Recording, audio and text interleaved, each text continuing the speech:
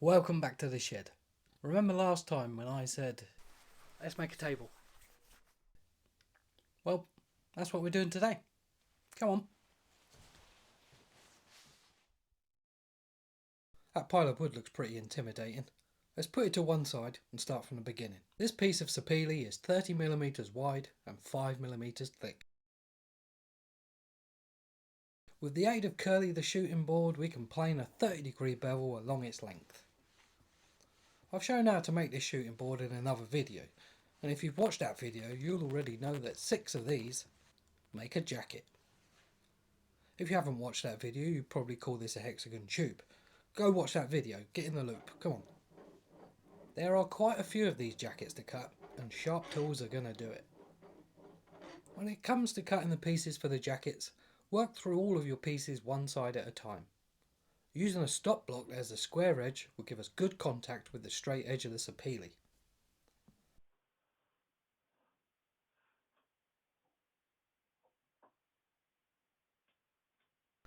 When it comes to holding an angled edge, we run the risk of that point creeping under the stop block, making the stop block unreliable.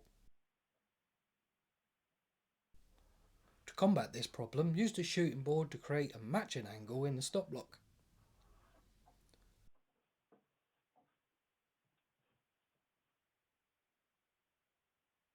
Another thing that I found useful was to use 2 planes.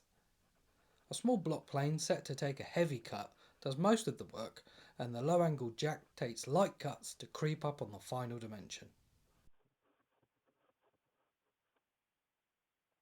This piece of sapele is 20mm wide and 5mm thick. This piece is going to have a point running down the length of it. We do that by shooting a bevel and then flipping the stick over and shooting another bevel that will create the point. Let's see how these pieces come together. Look at that, we've made a Y shape. Wouldn't it be cool if that Y shape fit inside the jacket? How satisfying would that be? Very satisfying. Curly has done enough for today, so let me introduce Nigel. Nigel has one job. Hold the workpiece at a 60-degree angle to the hand plane, allowing us to shoot a 60-degree bevel. I'm confident that Nigel is up to the job, but that angle is quite steep. So to save my knuckles, I'm using masking tape to hold the sapele against the stop block. Now that is a point well made. 6 of them make this snowflake. Pretty cool. Do snowflakes fit in hexagon tubes? Let's hope so. If I was you, I'd use resin to fill those gaps. Filling the gaps is a brilliant suggestion. This piece of sycamore is 38mm wide and 26mm thick. I've marked the centre with a pencil, and that is the line we will be shooting to. The sycamore sits quite tall, so I've switched the stop block to a thicker one to stop it falling over. Curly is on the bench, so that must mean we're shooting hexagons. We're getting close, but it's not a hexagon. Look at that, we've made a bungalow. Do bungalows fit inside Y shapes with jackets? No, they do not. But Pizza Huts do. We need to cut the corners off these bungalows. This book suggests that we use a donkey shooting board.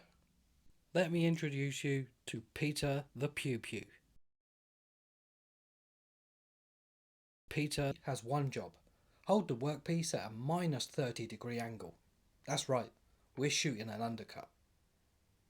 No stop block required. Since the bevel terminates at a corner, we can just shoot to that.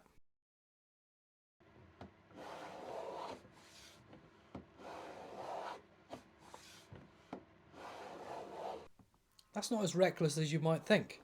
Shooting boards, after all, deliver razor-sharp joinery. Still, a little bit of measuring won't hurt. Do these Pizza Huts fit inside this tube? Let's hope so.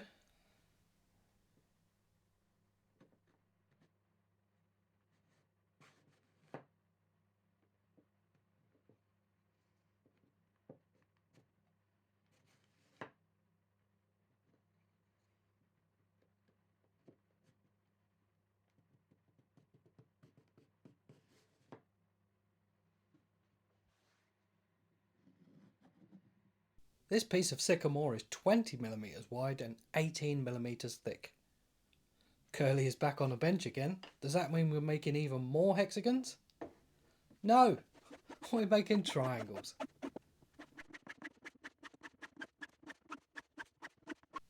It's not a triangle, but it's close enough. For this almost triangle to fit in a snowflake hexagon tube, we need to cut off these two corners. We're making another shooting board, aren't we? Page 89 of this book recommends that we use a shooting board. We've already got one of those. Using an angled stop is recommended for this shape. Oh, that's a lovely fit. Just like before, I'm starting with a heavy cut on the block plane and then finishing the cut with a jack plane. Look at that, we've made a diamond. Do diamonds fit in snowflakes? Let's glue it up and see.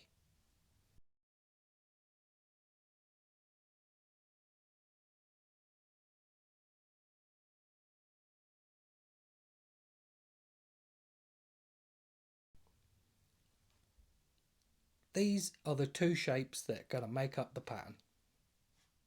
Just two patterns. His arm's getting tired. How about this one? It's a pencil wearing 3 jackets. These are the 3 shapes that are going to make up the pattern. I've actually made a 4th one, so these are the 3 shapes that are going to make up the pattern. 1, 2, 3, 4. This super fancy crosscut sled is the tool of choice for cutting the sticks into tiles.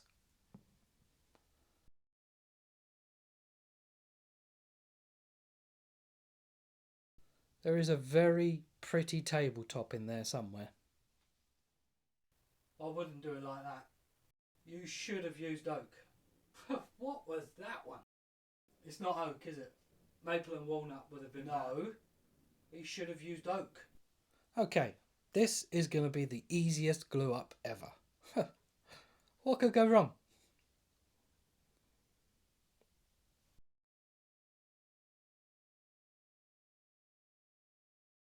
Well, there's a couple of gaps, but it's not too bad.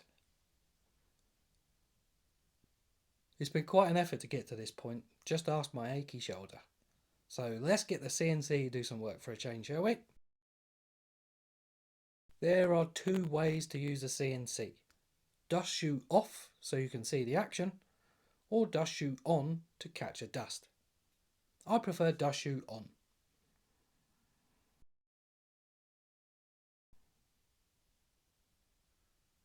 Well, that looked fancy. This piece of wood is 50mm square and 400mm long.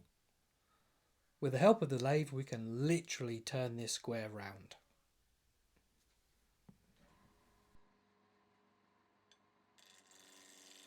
You should just chuck some hairpin legs on it, call it done. No, you should use oak. He is using oak, you worry.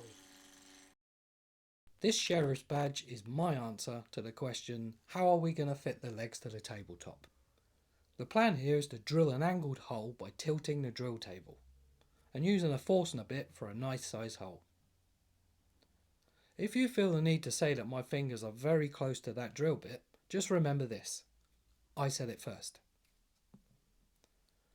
The sheriff's badge is going to be screwed to the tabletop and these handy marks show where to drill. Okay, that's enough messing about with a drill, let's get back on the lathe. This piece of wood is 40mm in diameter. That's too big to fit inside the sheriff's badge, so let's make it smaller.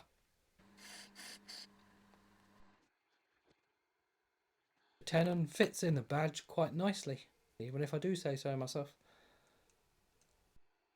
The rest of the leg can now be turned down to the same diameter as the tenon.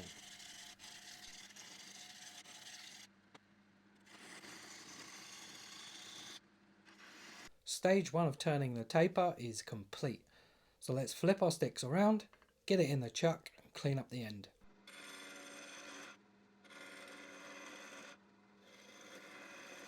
I'm working off 3 measurements here, a thick measurement, a middle measurement and a skinny measurement. If anyone knows a better way to turn tapers, keep it to yourself. The rest of us are still trying to figure it out. The taper is coming along nicely. Whilst we watch that for a bit, there are 3 things that are worth mentioning. 1. I'm turning a taper with a skew. 2. I'm using my left hand. 3. This is my first time turning tapered legs. So, direct all praise to the comment section. The sheriff's badge is now glued to the leg. Because I'm really good at turning, the tenon is a fantastic fit, no clamps necessary. That one didn't fit and I need to put a wedge in it, but I didn't say I was perfect now, did I? Just for fun, let's see if we can colour these legs without them falling over.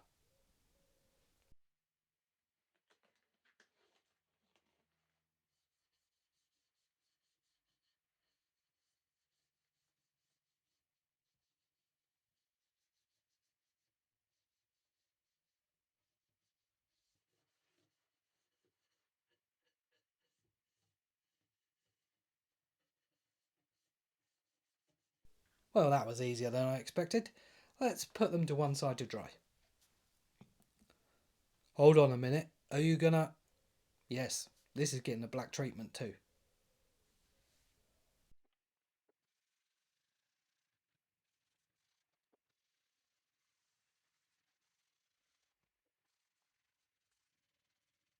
The top is where all the action is, so let's start sanding it.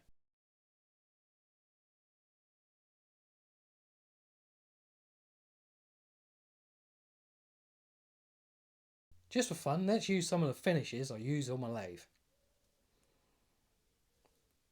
Yorkshire grit buffed in. Yorkshire microfine grit buffed in. And a nice layer of wax to finish.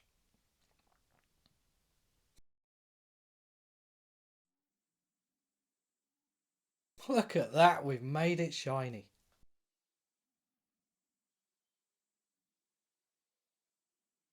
Six screws per leg seems excessive, but that's how many corners there are on a sheriff's badge, so there you go.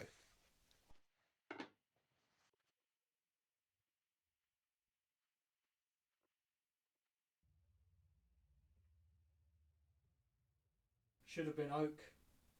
Should have been maple and walnut. Oi Martin, have you seen this? You messed up the pattern. Ah, shit.